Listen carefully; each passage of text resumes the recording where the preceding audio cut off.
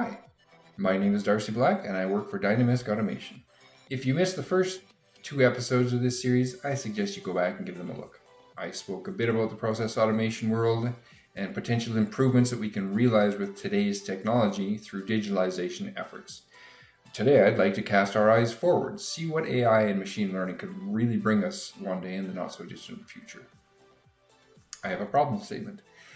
In OT, we have a bit of a challenge. We really don't like change. Change is risk. Risk is potentially unsafe and usually expensive. Upgrade your control system server and you may inherit some operating system errors that weren't there before. Upgrade your control station hardware and you may find something as simple as a BIOS chipset that messes with how your base control system operates. I've seen a number of undocumented features mess with control systems. I even saw a simple virus scanner file update that was not qualified to go on the control system servers or the stations, but it propagated through the control system, doing its best to isolate the control system software because it had identified it as a virus. This resulted in a complete loss of view by operations for several hours. That's bad. That's really bad. Thank goodness the operators were able to react, shut down the plant, but these plants don't start up in an hour. It takes weeks, sometimes months to get them lined out again. I am very glad that I didn't do that virus scanner update. That's all I have to say. Using modern PCs and servers in an OT system, though, has created a situation where OT experts are forced to upgrade hardware. And IT hardware, if you haven't noticed, changes almost from week to week. If I buy a server today that has X, Y, and Z specifications, I can almost guarantee that 5 years from now, I won't get the same specs, drivers, or chips, and it matters. We test the heck out of systems, trying to ensure that no undocumented features sneak through, but the upgrade is a risk. And of course, as you guessed it, not upgrading is a risk. One day that hard drive will fail. It may not be today, it may not be tomorrow, but it will fail. Then we may have to upgrade in a hurry, and that is not fun. We can mitigate this risk now with virtualization. Virtualization is essentially duplicating the hardware of a computer in a software environment, which is a little bit of a mind-bending statement for you. By virtualizing computers, we can potentially solve the hardware issue, but it creates another issue. It's expensive for one thing, but it forces the OT technology one layer deeper into the IT world where the requirements are different. Plus, the technology is different. Now we need IT people to be more adept with the OT world and vice versa.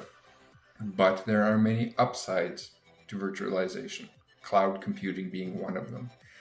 Cloud computing is really just a server sitting on someone else's desk, or more accurately, a server in a farm somewhere or another cabinet. It's great because now every site that can utilize cloud computing can centralize control.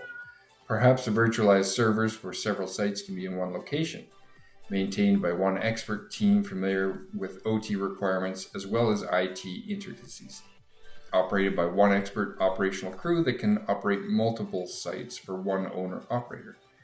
When the information being processed is available remotely, we open the door to even more wizardry. Take, for example, the scenario of process modeling. Process modeling is great in that you can mathematically model the process performance, equipment performance, and product quality parameters. The downside is that the modeling is static and needs to be constantly changed to reflect real-world equipment performance. Now we're getting into a realm that's more applicable to a process expert than my process automation knowledge, but imagine, if you will, a machine learning algorithm that can adjust to equipment as it degrades. The AI using machine learning can see that the heat exchanger is degrading in performance, make process adjustment recommendations to an operator, then add the heat exchanger to a maintenance schedule for chemical cleaning or mechanical cleaning at the next shutdown, depending on severity of degradation. When the OT or IT operators of the AI need to adjust the parameters, they can do so remotely and instantaneously, perhaps even virtually into a digital twin designed to be a test bed and ensure no unsafe conditions result as a side effect. Perhaps the time dilation of the process modeling can be adjusted to give it some runtime in the virtual twin to ensure process upsets can be accurately handled by the AI, giving it years of experience in mere hours. Where the advantage of having remote access to information comes in is that at the beginning, someone has to teach the AI. Someone has to model and upgrade the AI. Constantly traveling to site to upgrade and tweak the model in the beginning isn't really cost effective. Once the AI is trained by the best operators to handle the unknown situations, it'll never forget. The AI can train new operators and support many operators. Someone asked me one time if I thought an AI would one day be able to control a complex process facility. I don't think it's a question of capability. That capability will come. It's a question of culpability. Will we be able to give up that level of trust and control? The risks of an industrial facility upset are immense.